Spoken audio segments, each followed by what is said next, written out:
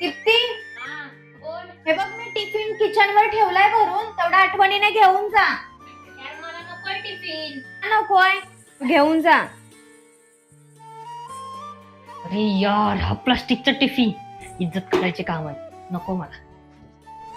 Deepti tiffin घेतलास ना? नको मला. अगं असं काय करतेस? थांब मी देते, थांब. अरे यार नकोय ताई मला टिफिन. हा प्लास्टिकचा टिफिन आहे. तुला माहिती ना माझं कॉलेज किती मॉडर्न आहे. माझे मित्र मैत्रिणी मॉडर्न आहे. मला नकोय असं. अगं असं काय करतेस दीप्ती? प्लास्टिकचा डब्बा असला म्हणून काय झालं? असंही जेवण पोटातच जाणार आहे ना, मग ते कशातून पण नाही.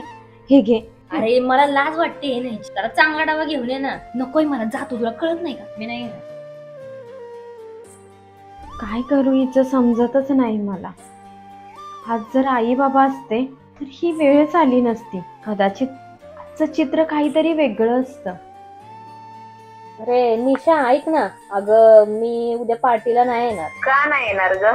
का नाही येणार काय? तुझ्याकडे मस्त 20,000चा ड्रेस आहे. तो घालून तू येशील आणि मिरवशील.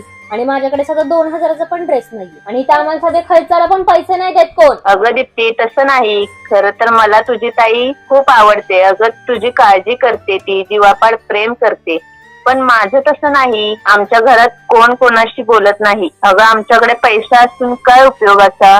कोण कोणामध्ये नसतं. ठेव. काय वेडाबाई, ऐकलत का मैत्रिणीचे बोलणं? अगं तू वेडी आहेस दीप्ती. मला एक गोष्ट सांग, तुझ्या मैत्रिणीकडे खूप पैसा आहे पण तिच्यावर प्रेम करणारी माणसंच नाही आहेत. आणि तुझ्याकडे तुझी ताई आहे जी तुझ्यावर जीवापाड प्रेम करते, तुझ्या छोट्या छोट्या गोष्टींचा आनंद जपते. मी तुझ्यासाठी काहीही करायला तयार आहे, हे तुलाही चांगलंच माहिती आहे ना. आणि सगळ्या गोष्टी पैशानेच विकत नाही घेता येत. आणि तुझ्या मैत्रिणीकडे खूप पैसा आहे पण प्रेम नाहीये. मग सांग मला आता, तू खरी श्रीमंती कोणाकडे आहे? तुझ्या मैत्रिणीकडे की तुझ्याकडे? तुझ्याकडे पैसा नाहीये पण तू खूप सारा आनंद घेऊ शकतेस आणि तोही विकत नाही, हक्काचा. ताई यार चुकलंच माझं. कसं ग तुम्हाला दरवेळी समजून घेतेस? कधी ओरडतेस, कधी चिडतेस, पण कायमच मला समजून घेतेस. अगं वेडाबाई, मोठी बहीणच ह्यासाठी असते.